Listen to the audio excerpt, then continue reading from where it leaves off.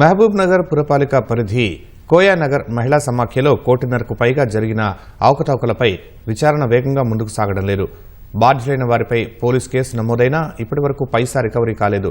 చర్యలు లేకపోవడంతో క్రమంగా కుంభకోణం మరుగున పడుతోంది. జరిగిన అవకతవకలకు బాధ్యులెవరైనా తీసుకున్న రుణాలను మాత్రం మహిళలే చెల్లించాలని బ్యాంకులు తేల్చి చెప్పడంతో బాధితులు దిక్కుతోచని స్థితిలో పడ్డారు.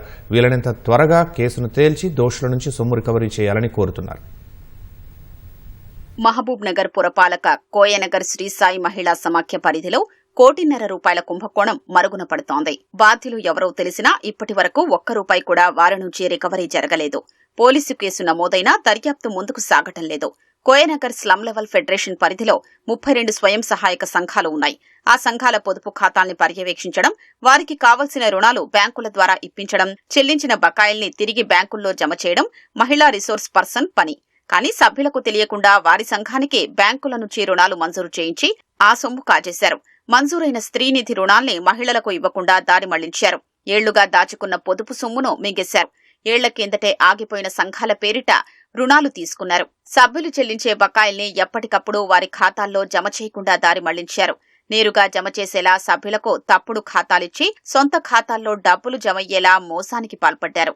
బ్యాంకు అధికారులకు అనుమానం రాకుండా దోచుకున్న సొమ్ము నుంచే అప్పుడప్పుడు బకాయిలు చెల్లించారు. ఒక సంఘం నుంచి మరో సంఘానికి సొమ్మును మళ్లించి సర్దుబాటు చేశారు. అలా అనేక అవకతవకలకు పాల్పడి ₹1.5 పైగా మహిళల సొమ్ముతో జేబులు నింపుకున్నారు. చివరకు కొంతమంది సభ్యులకు అనుమానమొచ్చి బ్యాంకు ఖాతాల్ని పరిశీలించడంతో బండారం మొత్తం బయటపడింది. ఈ వ్యవహారంపై జిల్లా ఎస్పీ సహా జిల్లా కలెక్టర్ వరకు ఫిర్యాదులు వెళ్లాయి. ఎట్టకేలకు మున్సిపల్ కమిషనర్ ఫిర్యాదుతో మహబూబ్ నగర్ రూరల్ పోలీస్ స్టేషన్లో కేసు నమోదైంది. దర్యాప్తును సీసీఎస్ పోలీసులకు అప్పగించగా 3 రోజుల కిందట మెప్మా నుంచి కోయనగర్ పొదుపు సొమ్ము అక్రమాల తాలూకు విచారణ చేసిన రికార్డులు, ఇతర సమాచారాన్ని పోలీసులు సేకరించారు. ప్రస్తుతం గ్రూపు సభ్యుల్ని ఒక్కొక్కరిని పిలిచి విచారిస్తున్నారు. సంఘాల వాళ్ళందరూ మా ఎస్ఎస్జీల డబ్బులు అనేది లేవు అనేది బ్యాంక్ లోను కట్టడానికి వెళ్ళినప్పుడు లోను తీసుకున్నట్లయినా మాకు తెలియదు అనే దాని మీద వాళ్ళు అడిగి ఆ ఎస్ఎల్ఎఫ్లో ఉన్న వాళ్ళందరూ మీటింగ్ పెట్టుకొని మా గ్రూప్లో అయినా ఇట్లా అమౌంట్ మేము తీసుకోనే లేదు, మా దగ్గర లోన్ అమౌంట్ ఎట్లా పడింది అనేది వాళ్ళు ఒకరు తెలుసుకొని ఆఫీస్ దగ్గరికి రావడం జరిగింది సార్. మొత్తం ఆ ఏరియాకి సంబంధించిన ఎస్ఎల్ఎఫ్ ఎస్ఎస్జీ మెంబర్లు ఇక్కడ ఆఫీస్ నుంచి కమిషనర్ సార్ అయినా వెళ్ళారు.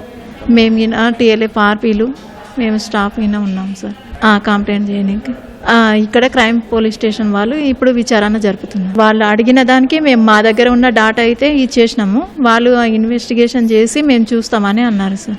ఆడిట్ చేసినప్పుడు మొత్తం ఒక్కొక్క సంఘంని డాటా తీస్తుంటే వాళ్ళు ఏ విధంగా నష్టపోయినారో మాకు చెప్పింది సార్. అన్ని స్టేట్మెంట్లు అన్నీ ఎంక్వైరీ చేసిన తర్వాత ఎవరికి ఎంత నష్టం జరిగిందనేది చెప్పినాం. మేము చెప్పిన తర్వాత వాళ్ళందరూ కలిసి కమిషనర్ దగ్గరికి, కలెక్టర్ దగ్గరికి కంప్లైంట్ చేసిండ్రు. ప్రోగ్రెస్ ఏం లేదని మళ్ళీ ఒకసారి వచ్చి ఎస్పీ మేడంను కలిసినంట. వాళ్ళు 25 సంఘాలకు సంబంధించిన రిపోర్ట్స్ అన్నీ మేడం హ్యాండ్ ఓవర్ చేసింది.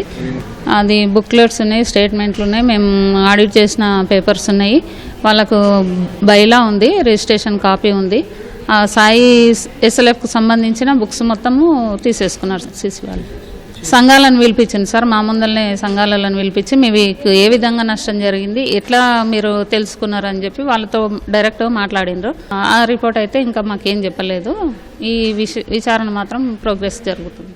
ఓవైపు దర్యాప్తు పేరుతో పోలీసులు అడిగిన సమాచారాన్ని ఇవ్వడానికి కేసు దర్యాప్తు ఎంతవరకు వచ్చిందో తెలుసుకునేందుకు స్టేషన్ చుట్టూ తిరగాల్సొస్తోంది.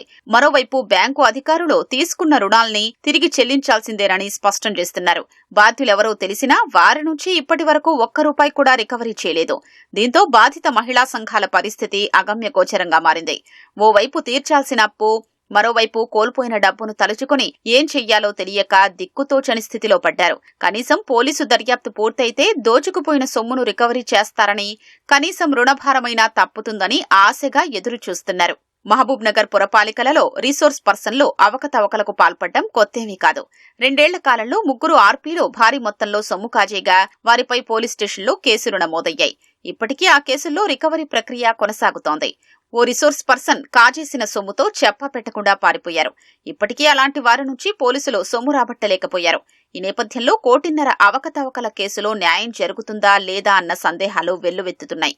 ఇప్పటికైనా ఈ కేసులో వేగంగా విచారణ పూర్తి చేసి బాధ్యులపై చర్యలు తీసుకోవాలని మహిళలు కోరుతున్నారు.